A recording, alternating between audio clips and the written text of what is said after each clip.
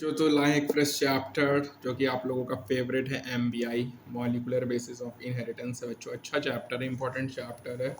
Start करेंगे, ठीक है। तो अपन इसको अच्छे से पढ़ेंगे।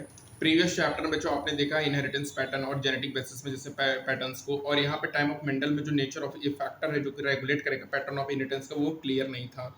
नेक्स्ट 100 ईयर्स में जो नेचर होगा पोटेटिव जेनेटिक मटेरियल का इंस्टिगेटेड कम्युनिकेटिंग करेगा रियलाइजेशंस में, क्योंकि डीएनए डीऑक्सीराइबोन्यूक्लिक एसिड जो कि जेनेटिक मटेरियल होता है, ठीक है। मेजोरिटी ऑफ ऑर्गेनिज्म्स में क्लास 11 में आपने देखा है कि न्यूक्लिक एसिड पॉलीमर होता है न्यूक्लियोटाइड्स का। डीऑक्सीराइबोन्यूक्लियोसाइड डीएनए और राइबोन्यूक्लियोसाइड आरएनए दो टाइप्स के न्यूक्लिक एसिड होते हैं जो कि पाए जाते हैं लिविंग सिस्टम में।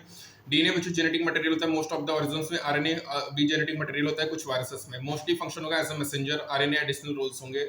ये फंक्शंस होगा बच्चों एडाप्टर स्ट्रक्चर और कुछ केसेस में कैटालिटिक मॉलिक्यूल का। 11 बच्चों आपने देखा है कि स्ट्रक्चर ऑफ न्यूक्लियोटाइड्स को, और ये मोनोमर लिंक करेंगे न्यूक्लिक एसिड पॉलीमर बनाएंगे। इस चैप्टर अपन डिस्कस करेंगे structure of DNA, its replications और process of making RNA from DNA, transcriptions होगा। जेनेटिक कोड होगा जो डिटरमाइन करेगा सीक्वेंस ऑफ अमीनो एसिड्स का प्रोटीन्स में, जो प्रोसेस होगा प्रोटीन सिंथेसिस ट्रांसलेशंस होगा, और एलिमेंट्री बेसिस होगा उनके रेगुलेशंस का। ये जो डिटर्मिनेशंस होता है बच्चों, जो डिटर्मिनेशंस होगा बच्चों कंप्लीट न्यूक्लियोटाइड सीक्वेंस के ह्यूमन जीनोम में during last decades of human age set in new era of genomics होगा। लास्ट सेक्शन में जो एसेंशियल्स ह्यूमन जीनोम सीक्वेंसिंग है उसके कॉन्सेप्ट भी डिस्कस है बच्चों। अपन डिस्कशन देखेंगे first understand structure of the most interesting molecule living system में जो कि डीएनए है, और सेक्शन सक्सेस में अपन अंडरस्टैंड करेंगे क्योंकि मोस्ट अबंडेंट जेनेटिक मटेरियल है, इसका एसोसिएशंस क्या है आरएनए के साथ, ठीक है। अब बात करेंगे डीएनए के बारे में। तो डीएनए एक लॉन्ग पॉलीमर है डीऑक्सीराइबोन्यूक्लियोटाइड्स का। जो लेंथ ऑफ डीएनए होता है बच्चों, नंबर ऑफ न्यूक्लियोटाइड्स वो प्रेजेंट होता है, कैरेक्टरिस्टिक होगा। बैक्टीरियोफेज में बच्चों 5174 में 5386 न्यूक्लियोटाइड्स है। लैम्डा में 48502 बेस पेयर है। इकोलाई में 4.6 न्यूटन की पावर 6 बेस पेयर है। हैप्लॉइड क्वांटिटी में 3.3 न्यूटन की पावर 9 बेस पेयर है। अपन डिस्कस करेंगे स्ट्रक्चर ऑफ लॉन्ग पॉलीमर का। तो स्ट्रक्चर की बात करेंगे बच्चों, तो केमिकल स्ट्रक्चर पॉलीन्यूक्लियोटाइड चेन्स में आरएनए न्यूक्लियोटाइड में 3 कंपोनेंट होगा, नाइट्रोजन बेस होगा, पेंटोस होगा, राइबोस होगा। आरएनए केस में डीऑक्सीराइबोस होगा, डीएनए के केस में और फॉस्फेट ग्रुप होगा। दो टाइप के नाइट्रोजन बेस होंगे, प्यूरिन होगा, एडेनिन, ग्वानिन, pyrimidine होगा, साइटोसिन, यूरासिल, थियामिन होगा। साइटोसिन कॉमन होगा बहुत डीएनए आरएनए के लिए, और थायमिन प्रेजेंट होगा डीएनए में, यूरासिल प्रेजेंट होगा आरएनए में प्लेस ऑफ थायमिन, और नाइट्रोजन बेस लिंक होगा ओएच ऑफ 1 कार्बन पेंटोस होगा से एन ग्लाइकोसिडिक लिंक से और न्यूक्लियोसाइड बनाएंगे, जैसे एडेनोसिन डीऑक्सीएडेनोसिन, ग्वानोसिन डीऑक्सीग्वानोसिन, साइटाडीन डीऑक्सीसाइटाडीन और यूराडिन डीऑक्सीथायमिडीन, ठीक है। जब फॉस्फेट ग्रुप भी लिंक होगा बच्चों 5 कार्बन ऑफ न्यूक्लियोसाइड, तो फॉस्फोस्टर लिंकेज से तो करस्पॉन्डिंग न्यूक्लियोटाइड होगा, डिपेंड होगा टाइप ऑफ शुगर प्रेजेंटेज। दो न्यूक्लियोटाइड बच्चों ज्वाइंट होगा थ्रू 3-5 फॉस्फोडाइस्टर लिंकेज से और फॉर्म करेगा डाइन्यूक्लियोटाइड। ऐसे बहुत सारे न्यूक्लियोटाइड ज्वाइन होंगे सच ए मैनर में और पॉलीन्यूक्लियोटाइड चेंज बनाएंगे। जो पॉलीमर होगा फॉर्म्ड होगा has one end free phosphate moiety होगा 5th dash end of sugar में, जिसको अपन 5 dash end of polynucleotide change कहेंगे। Similarly other end of the polymer जो sugar has a free OH3 carbon group होगा, जिसमें 3 end of the polynucleotide chain होगा। जो बैकबोन होगा पॉलीन्यूक्लियोटाइड का वो फॉर्म होगा due to sugar and phosphates. जो नाइट्रोजन बेस लिंक होगा sugar moiety project from the backbone होगा। एवरी इन आरएनए में एवरी न्यूक्लियोटाइड रेसिडुअल में एडिशनल OH ग्रुप प्रेजेंट होगा। सेकंड पोजीशन ऑफ राइबोस में आरएनए होगा uracil found a place of thymine से 5 methyl uracil का दूसरा नाम थियामीन होता है बच्चों। डीएनए एसिडिक सब्सटेंस जो प्रेजेंट होगा न्यूक्लियस में आइडेंटिफाई फेटिक मिक्सचर 1896 इसको न्यूक्लियन कहते हैं बच्चों, क्योंकि टेक्निकल लिमिटेशंस होगा आइसोलेटिंग ऐसे पॉलीमर इंटैक्ट का। जो डीएनए है रिमेन इन रेसिड्यू का very long period of time, ये स्ट्रक्चर होता है डीएनए का, ठीक है। ये ओनली 1953 में जो जेम्स वाटसन और फ्रांसिस क्रिक ने बेस्ड एक्स-रे डिफ्रेक्शन डेटा में प्रोड्यूस हुआ था। मॉरिस वेलिकन्स और रोजन फ्रैंकलिन प्रपोज किए थे एक सिंपल और famous double helix model for the structure of DNA, और जो हेलमार्क होते हैं प्रीपोजिशंस का वो बेस पेयरिंग होता है between the two strands of the polynucleotide chain. और ये जो प्रपोजिशन है बच्चों वो बेस्ड होगा ऑब्जर्वेशन ऑफ एरविन चार्गाफ। जो डबल स्ट्रैंडेड डीएनए होगा जिसमें ratio adenine thymine guanine cytosine वो कांस्टेंट होगा और 1 के बराबर होगा बच्चों। जो बेस पेयर को कन्फर्ट करेगा वेरी लिटिल यूनिक प्रॉपर्टी होगा पॉलीन्यूक्लियोटाइड चेन का, ये सेट टू बी कॉम्प्लीमेंट्री होगा। और यहाँ पे सीक्वेंस होगा बेसिस का वन स्ट्रैंड नोन होगा, सीक्वेंस अदर स्ट्रैंड प्रेडिक्टेड होगा। और ईच स्ट्रैंड ऑफ डीएनए में जिसको अपन टेम्पलेट या पैरेंटल डीएनए कहेंगे, वो टेम्पलेट होगा सेंस ऑफ न्यू स्ट्रैंड करेंगे। जो दो डबल स्ट्रैंडेड डीएनए होता है बच्चों जिसको डॉक्टर डीएनए कहते हैं, वो प्रोड्यूस होगा, वो आइडेंटिकल होगा पैरेंटल डीएनए मॉलिक्यूल को। Because of the genetic implications होगा बच्चों, तो यहाँ पे structure of DNA become very clear है। कुछ साइलेंट फीचर्स देखेंगे बच्चों स्ट्रक्चर ऑफ डीएनए के बारे में।